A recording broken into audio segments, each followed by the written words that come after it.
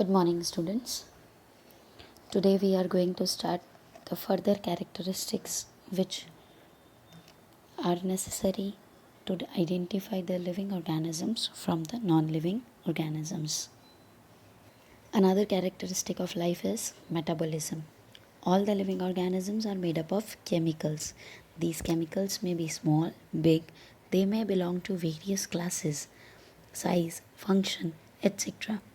They are constantly being made and changed into some another biomolecules. So these conversions of chemical reactions are metabolic reactions. Building up and breaking down, both the reactions are there. There are thousands of metabolic reactions occurring simultaneously in all living organisms, be they unicellular or multicellular. All plants, animals, fungi, microbes exhibit metabolism. The sum total of all the chemical reactions occurring in our body is known as metabolism.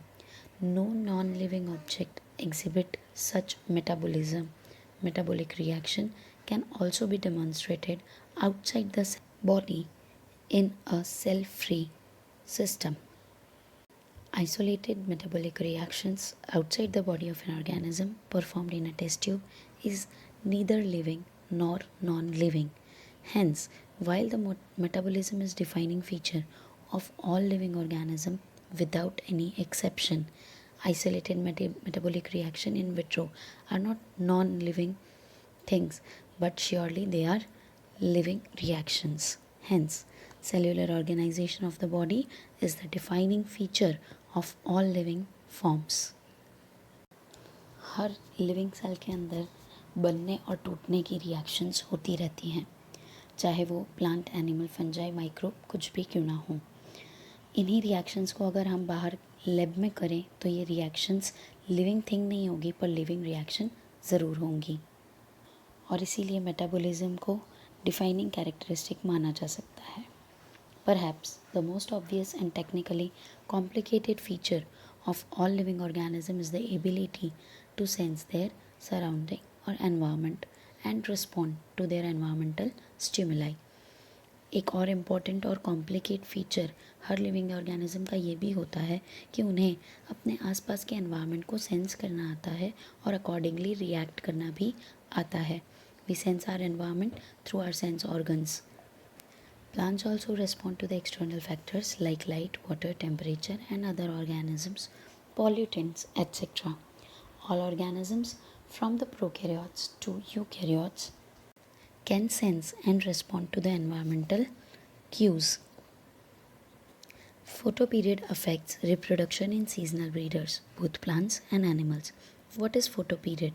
Photoperiod is the time period for which light is required by the plants and animals for their certain activities. All organisms handle chemical entering their bodies. All organisms therefore are aware of their surrounding. Human being is the only organism who is aware of himself, that is, has the self consciousness. मतलब कि हर organism को अपने surrounding के बारे में तो पता होता है, लेकिन हम ह्यूमन उनसे थोड़ा एक स्टेप आगे हैं, क्योंकि हम अपने आप के बारे में भी जानते हैं, जिसे कहते हैं self consciousness. Hence consciousness becomes the defining property of all living organisms. It doesn't have any exception. When it comes to human being, it is all more difficult to define the living state. We observe the patients lying in coma in hospitals, virtually supported by machines which replace heart and lungs. The patient is otherwise brain dead. The patient has no self-consciousness. Are such patients who never come back to normal life, living or non-living?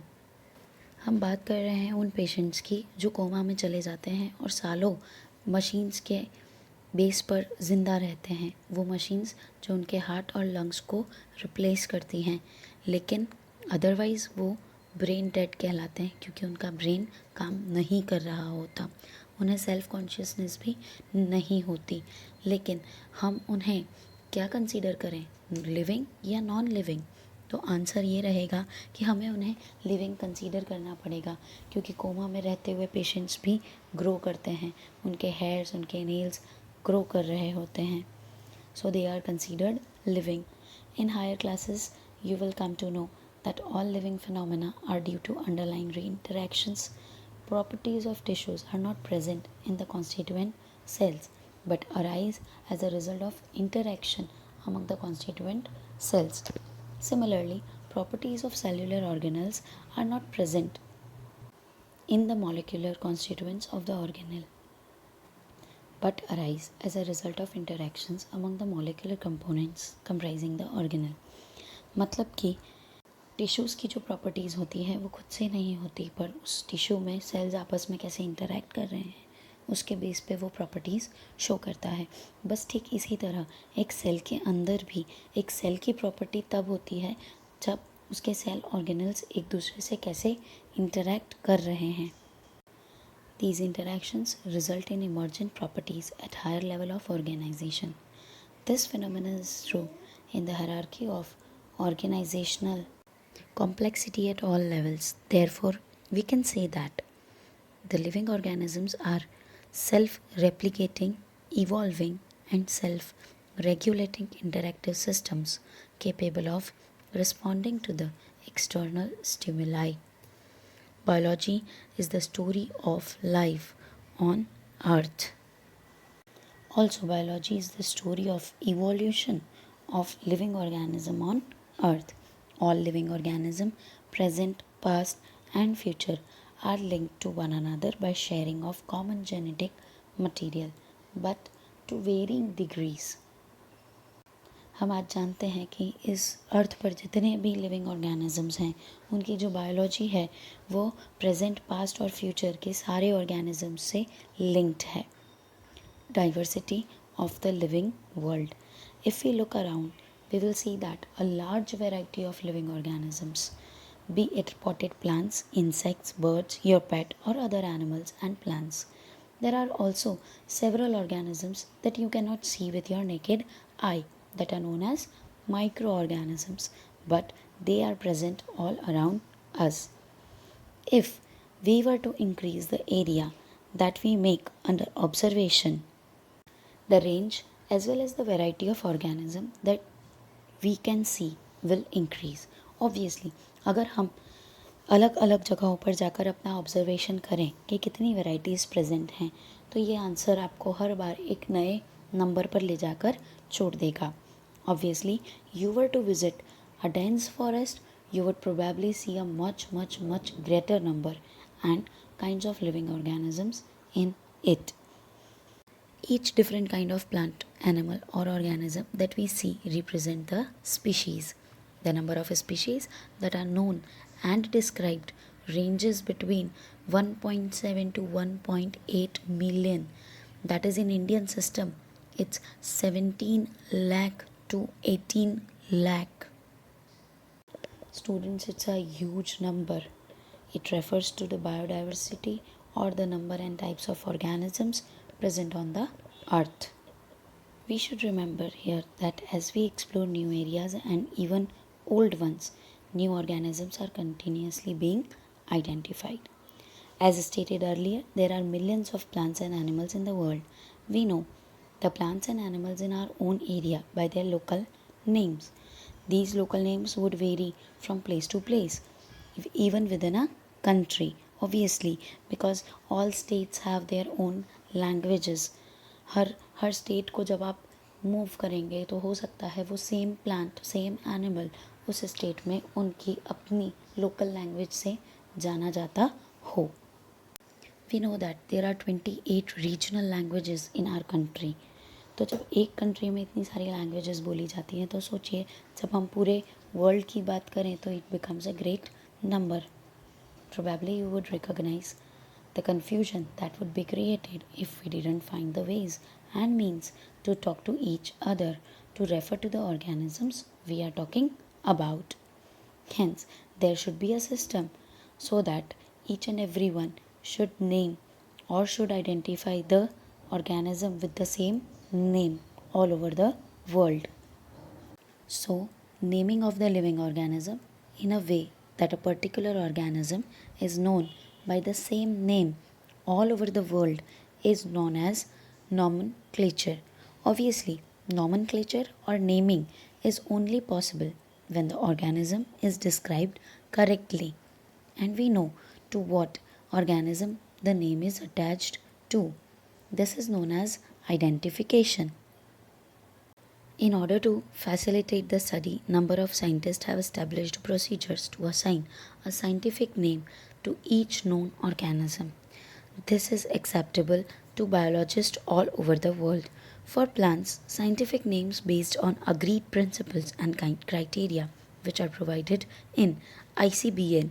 ICBN stands for International Code for Botanical Nomenclature. तो plants को name करने की जो rules regulation instructions हैं वो किस में है, ICBN में. The same way animals taxonomist have evolved ICZN, that is International Code of Zoological Nomenclature. The scientific names ensure that each organism has only one name.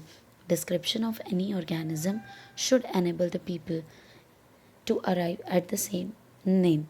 They also ensure that such a name has not been used for any other known organism. Biologists follow universally accepted principles to provide scientific names to known organisms. Each name has two components, generic name and the specific epithet. The system of providing name with two components is called binomial nomenclature. Bi means two, noms means names. So binomial nomenclature. The system was given by Carolus Linnaeus, is practiced by all biologists all over the world today. आज पूरे world में जो nomenclature का system चल रहा है it was given by Carolus Linnaeus, जिसके हिसाब से हर नाम में, हर साइंटिफिक नेम में दो टर्म्स होनी चाहिए. पहली जेनरिक नेम और दूसरी specific epithet. This naming system using a two-word format was found convenient. Let us take the example of mango to understand the way of providing scientific names in a better way. The scientific name of mango is written as Mangifera indica. Let us see how it is binomial name. This name consists of two terms, Mangifera and indica. Mangifera represents the generic name, while indica represents the particular species or specific epithet. Other universal rules of nomenclature are given below in the following points. The very first point is the names should be in Latin and written in italics. So the names are in Latin language and they are written in italics. They are Latinized or derived from the Latin irrespective of their origin. मतलब वो organism कहीं भी identify किया गया हो, कहीं भी discover किया गया हो, लेकिन उसका जो साइंटिफिक नेम है वो लैटिन लैंग्वेज में ही रखा जाएगा और जब उसे लिखा जाए तो वो इटैलिक्स में ही लिखा जाएगा. Second is the first word of the biological name represent genus while the second component denotes specific epithet. Third is both the words in the biological name when handwritten, यानी कि जब आप उसे खुद लिख रहे हैं तब आपको उसे सेपरेट अंडरलाइन करना है. ऐसा नहीं कि मैग्नीफेरा इंडिका है तो कंटिन्यूस पूरा एक ही अंडरलाइन कर दिया. मैग्नीफेरा को अलग से अंडरलाइन कीजिए, इंडिका को अलग से. अगर वो प्रिंट किया हुआ हो तो वो इटैलिक्स में होना चाहिए ताकि उसका लैटिन ओरिजिन दिखाई दे सके. Fourth point is the first word denoting the genus starts with the capital letter. यानी जो भी जीनस हो, जैसे मैग्नीफेरा इंडिका में मैग्नीफेरा जीनस है तो उसका जो M है वो कैपिटल होना चाहिए, जबकि इंडिका जो कि स्पीशीज़ है उसका I हमेशा स्मॉल रहेगा. Name of the author appears after the specific epithet that is at the end of the biological name and is written in an abbreviated form. Example, Mangifera indica Linn. LINN dot is the abbreviation short form. It indicates that this species was first described by Linnaeus. Since it is nearly impossible to study all living organisms, it is necessary to devise, that is to make a means to make this possible. This process is known as classification. Mark the definition. Classification is the process by which anything is grouped into convenient categories based on some easily observable characters. जब आप किसी भी चीज़ की grouping करते हैं तो उस process को किसी पर्टिकुलर कैरेक्टर पर उसे कहते हैं classification. For example, we easily recognize groups such as plants, animals, dogs, cats और insect. The moment we use any of these terms, we associate certain characters with that organism in that group. What image do you see when you think of a dog? जब मैं आपसे कहूँ कि एक dog को imagine कीजिए तो आप क्या इमेजिन करेंगे, क्या कैरेक्टर आपको दिखाई देगा? आई एम डैम श्योर कि जब मैं आपको डॉग को इमेजिन करने को कहूँगी तो आपको कैट्स तो बिल्कुल भी दिखाई नहीं देंगी. Now, if we were to think of Alsatian, we know that what we are talking about. Similarly, suppose we were to say mammals, you would, of course, think of the animals with external ears and body hair. Likewise, in plants, if we try to talk of wheat, the picture in each of our minds will be of wheat plant, not of rice or any other plant. Hence, all these dogs, cats, mammals, wheat, rice, plants, animals, etc. are convenient categories that we use to study the organisms. The scientific term for these categories is taxa. Plural is taxa, singular is taxon. Here, you must recognize that taxa can indicate categories at a very different level. Plant is also a taxa, wheat is also a taxa. Similarly, animals is also a taxa, mammal is also a taxa, dog is also a taxa, but we know that dog is a mammal and mammals are the animals. तो एक ही taxa के अंदर और भी grouping की जा सकती है और हर ग्रुपिंग को, हर ग्रुप को, हर लेवल के ग्रुप को टैक्सा ही कहा जाता है. Hence, based on the characteristics, all living organism can be classified into different taxa. This process of classification is taxonomy, external and internal structure, along with the structure of cell development. Process and ecological information of organisms are essential and form the basis of the modern taxonomic studies.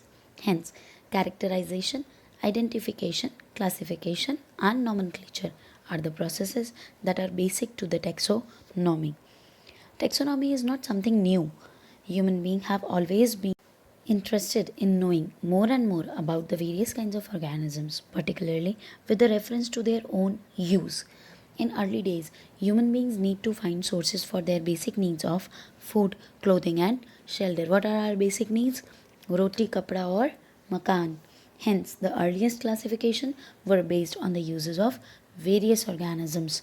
Human beings were, since long, not interested in knowing more about different kind of organisms and their diversities. Obviously, we human are the most selfish creatures on the world. हमसे ज़्यादा selfish तो कोई है ही नहीं. हमें कभी भी उनको जानने में इंटरेस्ट नहीं रहा जो हमारे किसी काम के ना हो.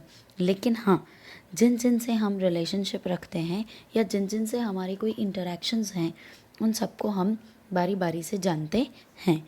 सो the branch of study is referred to as systematics. The word systematics is derived from the Latin word systema, that means systematic arrangement of organisms. Linnaeus used Systema Nature as the title of his publication. The scope of systematics was later enlarged to include identification, nomenclature, and classification. Systematics take into account evolutionary relationship between organisms also. Further, we will discuss about taxonomic categories in our next lecture. Till then, keep studying.